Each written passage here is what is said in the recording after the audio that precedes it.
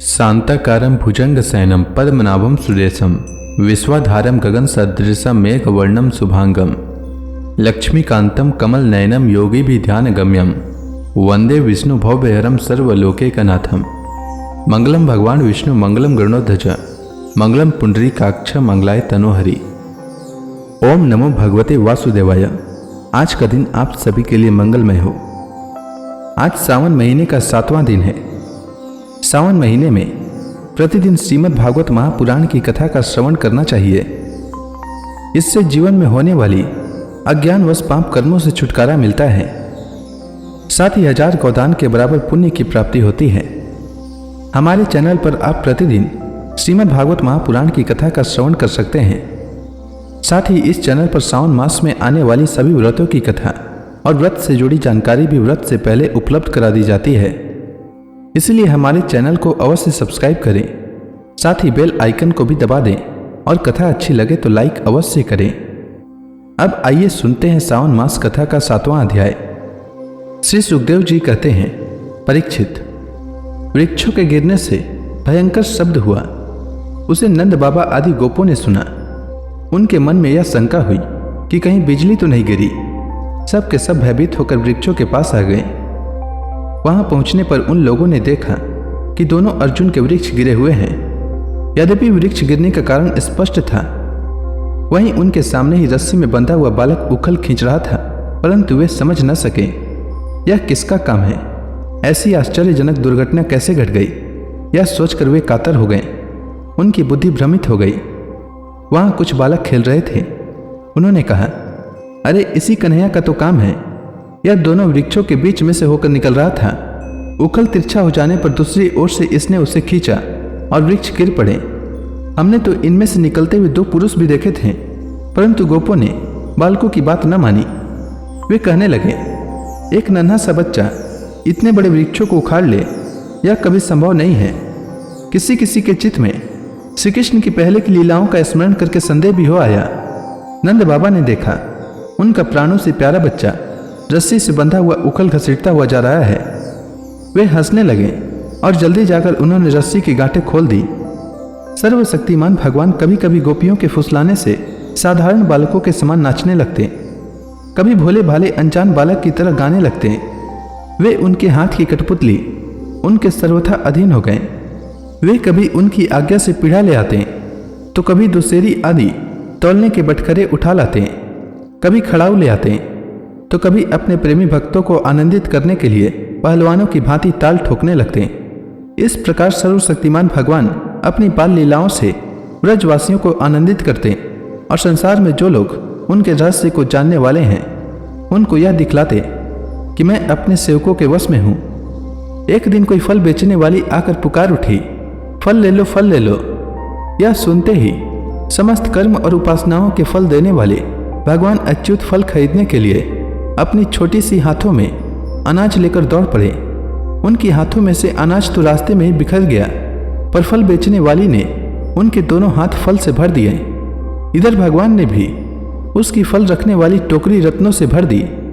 तदंतर एक दिन यमलार्जुन वृक्ष को तोड़ने वाले श्री कृष्ण और बलराम बालकों के साथ खेलते खेलते यमुना तट पर चले गए और खेलने में ही रम गए।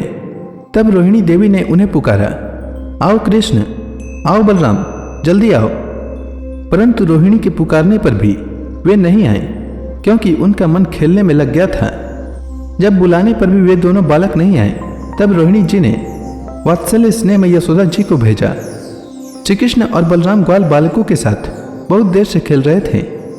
यशोदा जी ने जाकर उन्हें पुकारा, परीक्षित, माता यशोदा का संपूर्ण मन प्राण प्रेम बंधन से बंधा हुआ था।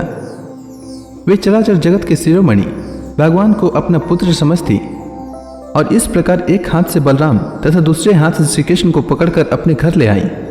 इसके बाद उन्होंने पुत्र के मंगल के लिए जो कुछ करना था वह बड़े प्रेम से किया। जब नंद बाबा आदि बड़े बूढ़े गोपों ने देखा कि महावन में तो बड़े बड़े उत्पात होने लगे हैं, तब वे लोग इकट्ठे होकर अब व्रजवासियों को क्या करना चाहिए इस विषय पर चर्चा करने लगे। उनमें से एक गोप का नाम था उपनंद। वे अवस्था में तो बड़े थे ही, ज्ञान में भी बड़े थे। उन्हें इस बात का पता था कि किस समय किस स्थान पर किस वस्तु से कैसा व्यवहार करना चाहिए। साथ ही वे यह भी चाहते थे कि बलराम और कृष्ण सुखी रहें, उन पर कोई विपत्ति न आए। उन्होंने कहा, भाइयों, अब यहाँ ऐसे बड़े बड़े उत्पात होने लगे हैं जो बच्चों के लिए तो बहुत ही अनिष्टकारी है। इसलिए यदि हम लोग गोकुल और गोकुल वासियों का भला चाहते हैं तो हमें यहाँ से अपना डेरा डंडा उठाकर कुछ कर देना चाहिए। देखो, यह सामने बैठा हुआ नंद राय का लाडला सबसे पहले तो बच्चों के लिए काल स्वरूपिणी हत्यारी पुतना के चुंगल से किसी प्रकार छूटा। इसके बाद भगवान की दूसरी कृपा यह हुई कि इसके ऊपर उतना बड़ा छकड़ा गिरते गिरते बचा। बवंडर रूपधारी दैत्य ने तो इसे आकाश में ले जाकर बड़ी भारी विपत्ति में ही डाल दिया था, परंतु वहां से जब वह चट्टान पर गिरा तब भी हमारे कुल के देवेश्वरों ने ही इस बालक की रक्षा की। यमलार्जुन वृक्षों के गिरने के समय उनके बीच में आकर भी कुछ नहीं हुआ। इससे भी यह समझना चाहिए कि भगवान ने हमारी रक्षा की। इसलिए जब तक कोई बहुत बड़ा अनिष्टकारी अरिष्ट हमें और हमारे व्रज को नष्ट न कर दे, तब तक ही हम लोग अपने बच्चों को लेकर अनुचरों के साथ यहाँ से अन्यत्र चले चले। वृंदावन नामक एक वन है, उनमें छोटे छोटे और भी बहुत से नए नए हरे भरे वन हैं। वहाँ बड़ा ही पवित्र पर्वत, घास और हरी भरी लता वनस्पतियाँ हैं। हमारे पशुओं के लिए तो वह बहुत ही हितकारी है। गोप गोपी और गायों के लिए वह केवल सुविधा ही नहीं, सेवन करने योग्य स्थान है। सो यदि तुम सब लोगों को यह बात जचती हो तो आज ही हम लोग वहाँ के लिए कुछ कर दें। देर न करें, गाड़ी छकड़े जोते और पहले गायों को, जो हमारी एकमात्र संपत्ति है, वहाँ भेज दें। उपनंद की बात सुनकर सभी गोपों ने एक स्वर से कहा, बहुत ठीक, बहुत ठीक। इस विषय में किसी का भी मतभेद न था।